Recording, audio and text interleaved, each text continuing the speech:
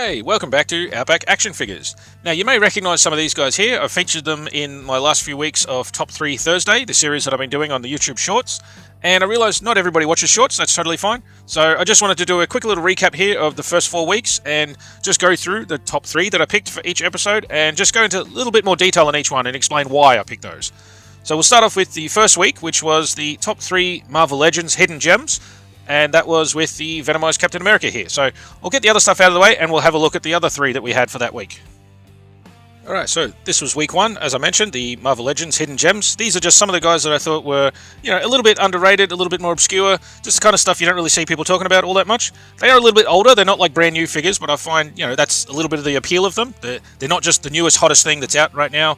They're a little bit older, and yeah, if maybe you haven't been collecting quite as long, you may not have seen these before. So anyway, I just felt like they fit into that Hidden Gems kind of category. So we'll start off here, we've got the Spider-Punk. Now this is obviously the classic one, not the animated movie version. They're both cool, but for me personally, I just prefer this original one. Now he didn't normally come with this Union Jack guitar. I bought this second hand, and the previous owner had upgraded him to this and the little guitar amp in the background here. He originally just came with a plain white guitar, which is fine, it works, but yeah, this one just adds to that whole sort of punk rock vibe that he's got going on. I'm a musician myself. Well, I'm a drummer, I guess, kind of a musician. Anyway, and I just, I love the whole vibe he's got going on, the jacket with the spikes and all this other stuff. I've got one of these sort of denim jackets myself, a whole bunch of patches and things on, so yeah, it's just cool to see that in an action figure form. So yeah, he took the number 3 spot. Number 2 was this Lady Loki. Now this one's just a gorgeous figure. It's got heaps of cool details on it. The paint on the face is just awesome. Cool little, dangly jewelry bits in the hair and all kinds of stuff. The loincloth here. The furry sort of jacket, well, the cloak, hanging down. The only upgrade could be if it was actually a soft goods, like an actual cloth cape. That would have been a nice upgrade, but, that's not the sort of thing you're going to get for this price point, unfortunately, with Marvel Legends. But yeah, that's something I'm sure some customizers out there have made, or I'm sure someone is able to custom make something like that if you want one for yourself. And I have done a little, it's barely an upgrade, just a slight little part swap, basically. I got this sort of magic effect here from, I believe it was a Polaris, one of the X-Men figures. I just thought, typical sort of female Marvel Legends character with those power-wielding hands, you can sort of see here inside the power effect. They have that sort of magic-wielding, hand, but she didn't actually come with any effects herself. So this is not quite, it's a different shade of green from the costume and everything, but I thought it basically fits with the vibe. And finally, yeah, at number 1, I had this Venomized Captain America. Now, this is one I've not seen it around at all. Like, you see other collectors sort of showing off, their collection and stuff like that, and I haven't really spotted this before. So, I mean, obviously the people out there do have it. This was another one I got secondhand from another collector a while ago. I can't remember exactly when, but I think I got it through a Facebook sale, perhaps. Anyway, yeah, it's a bit of an obscure one. It's not something you see very often, and for me personally, I love Venom himself, but I love the whole vibe of the symbiotes, and so to have this kind of Venomized version of Captain America, another, big name, iconic character, I just thought, yeah, it was an awesome thing. It's got all this unique sculpt, especially in the chest, well, the whole torso area and the head. The claws have probably been, I'm sure they've been used for like a Carnage or something like that before. And the legs are probably just reuse of another Captain America figure, I assume. I don't know exactly every single piece, but, he does have, yeah, the head and torso especially are unique sculpting for this figure.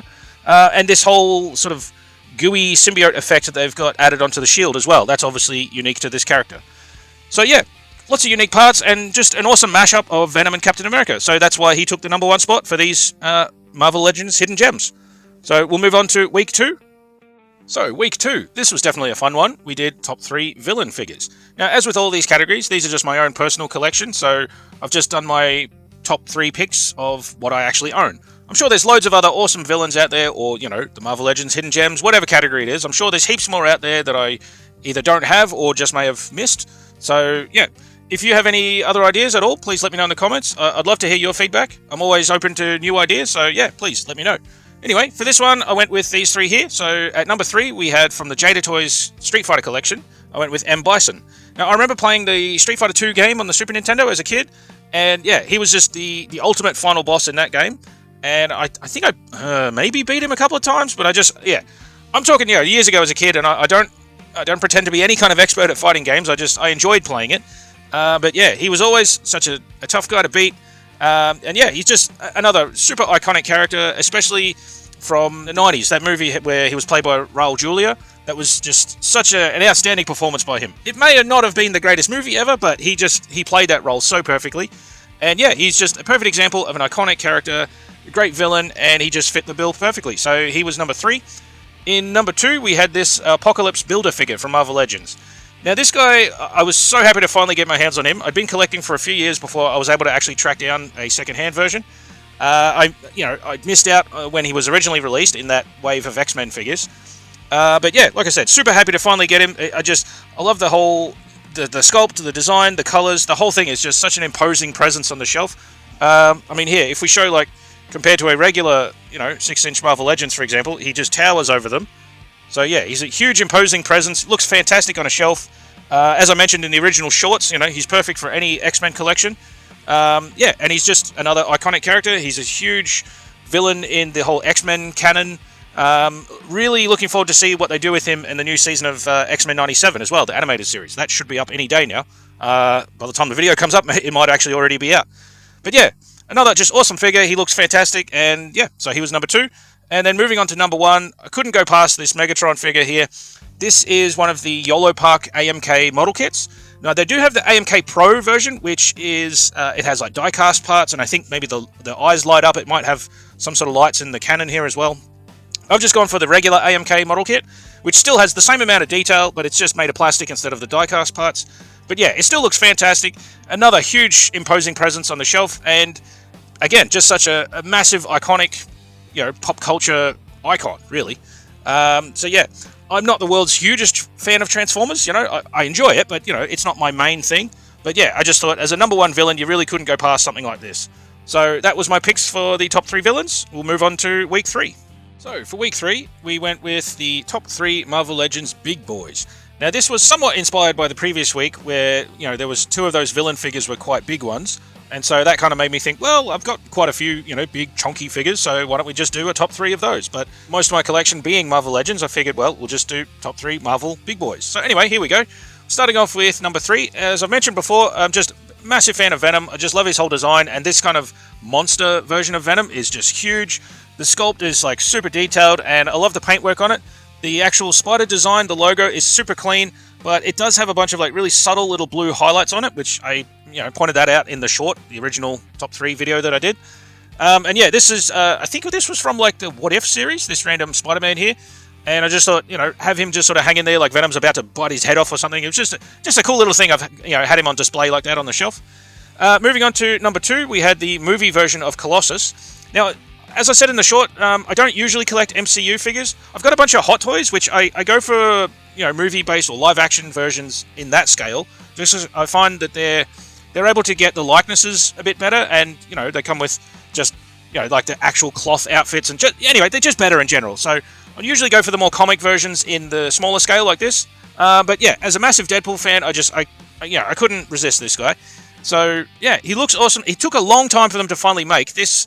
I think come out after, it was maybe around the time that Deadpool 3, the movie, came out, or maybe just after. So, he appeared in the first movie, which was 10 years ago now, 2016. And yeah, it took probably at least 8 or 9 years for them to finally make this in actual figure form. But yeah, I'm just glad that however long it took, we finally got him in figure form, and he's awesome. He was definitely worth the wait. Obviously would have loved to have him earlier, but yeah, by the time we got him, yeah, he just looks fantastic. Anyway, yeah, like I said, just big fan of Deadpool, big fan of the movies, and yeah, I love this version of Colossus. They've done an awesome job on him. So he was the number 2 spot. And finally, at number 1, yeah, just can't go past a Hulk figure. Now, to me, this, as I said in the original short, this is just in my personal opinion, this is the best 1/12 scale Hulk figure that you can get. I'm sure people will disagree with that, and that's totally fine. Please let me know. If you can think of a better one, let me know. I haven't got the Maximum Hulk, that new one that came out, I don't know, 6 months, a year ago, roughly. So I'll be honest, I haven't, had that in hand to compare it. But from all the ones I've seen, whether it's the movie versions or other sort of classic cartoon, comic, whatever, to me, yeah, this is still just the best one. I believe this came in the first appearance of Wolverine. It was like a 2-pack with that first appearance of Wolverine and then this version of the Hulk. This was another one I picked up secondhand. When I first got into collecting Marvel Legends, a whole bunch of these figures were already out, and so I had to kind of chase up a few of the older ones and, get secondhand versions of them. This was one of them, and yeah, I was super glad to add him to the collection. he looks fantastic. This ripped shirt accessory they've got is just, the perfect little cherry on top to finish off just a fantastic figure. It's such an iconic character, awesome design, and yeah, that's why he took #1 spot in these Marvel Big Boys. So, coming up next, we have the final week. Alright, and finally, for week 4, the most recent one, this was a bit of an interesting pick. I went with the top 3 army builders. Now, this could have been all kinds of stuff. There's tons of different Marvel sort of armies or squads or groups. I know G.I. Joe has tons of, like, their basic troopers, the Cobra troops, all the different types. But for me personally, like I've said earlier, these are just from my own collection, the ones that I actually have and have got in hand myself. And even then, there was a couple that didn't quite make the cut. So, starting off, we had number 3 was the hand ninjas here. Now, of course, you've got the classic red, the actual hand ninjas, and then you've got the black ones, which are more of your sort of traditional ninja types. But either way, they look awesome. They're relatively simple on their own, but, where they really shine when you have a big group of them. And I remember seeing photos recently. There's some collector, I think in America, who's managed to gather up about 100 of these things. And it looks insane having that many all, displayed together. But yeah, I think between the red and the black, I think I have about 10 of these now, and they just look awesome all together on the shelf. They come with a few different weapons, the sword, these other little sort of blade things. I'll be honest, I don't know the name of those exactly. But yeah, again, they're just cool figures, and they look fantastic in a big group together. So yeah, these took the number 3 spot. Now, number 2 over this side, again, like I said, I don't usually go for live action figures, but after watching the Hawkeye series, these Tracksuit Mafia dudes they were pretty cool. And when I saw they were doing a bunch of figures of these, I thought, oh, perfect, I'm going to have to get a whole bunch of them. So I think, again, I don't have quite as many as the hand ninjas, but I've got probably about, I think maybe 6 or 7 of these dudes now. And they come loaded with tons of accessories. You've got your balaclava head, you got this character, and you got this other one here, which a friend actually custom painted for me to sort of somewhat resemble me. Now, it's not a perfect likeness, and that's no shade on him. He did an awesome job painting it, but yeah, I do have the bit of the ginger beard and stuff, so there you go. Somewhat of a face reveal in figure form, I guess you could say. Anyway, yeah, they got 3 different heads. They each come with 5 different weapons as well. You got the baseball bat. These couple of guys here have the crowbar. What else? There was a machete, a golf club, and a Molotov cocktail as well. Little plastic green bottle with a sort of flame effect coming out the top. So, again, they just come with tons of different variety. And the cool thing with them is, obviously they all match being in the same red tracksuit, but having so many options for heads and weapons and everything else, it just lets you change up your display, so they don't all look exactly the same. But yeah, with the different options, you can change them all up.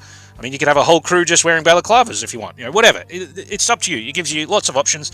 And the cool thing is, I think it was when I did the Daredevil in the black hoodie, when I did that review a couple months back, one of the first videos on the channel, I think I tested out one of these balaclava heads on that body, because I thought that could give you a bit of a just sort of generic, street thug sort of looking dude, black hoodie and the balaclava on, and I'm pretty sure, from what I can remember, it did fit.